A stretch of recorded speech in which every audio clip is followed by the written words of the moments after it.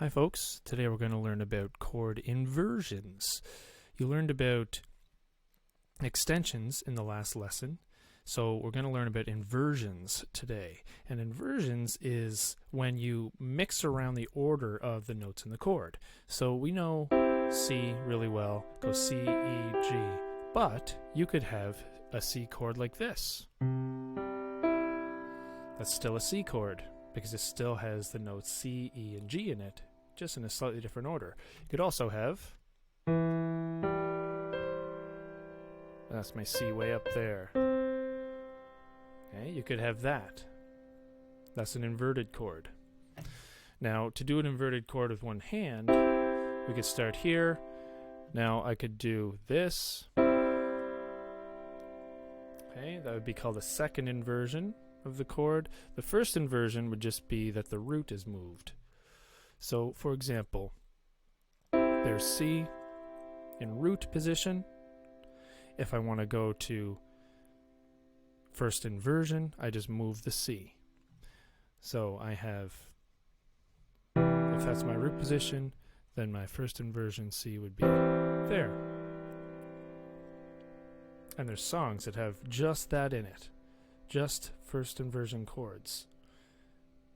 Now, there's a new claw. Right? We talked about the chord claw, but when you're in an inversion and you want to keep an inversion all the way, just make sure you keep that same shape, etc. Now, the second inversion would just be moving everything else. So if we start in the root position, we move the E and the C. And then we get a second inversion chord. And you can get an inverted chord just by moving two fingers. So if I do this, I have a C chord, and then if I move my fingers up, I get an inverted F chord. Inversions are really helpful for when you're trying to find chords that are close together and you don't want to move a whole lot of fingers, because you could go from here all the way down to here for F, but you wouldn't have to move your whole hand if you just do C and F. That's what makes them really useful, and it gives it a different sound on those chords. And then you could move from there to get any chord in that same shape, and then go back to a root chord. You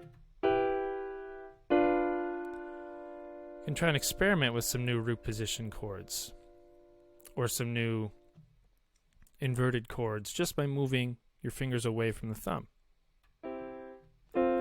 See what you come up with.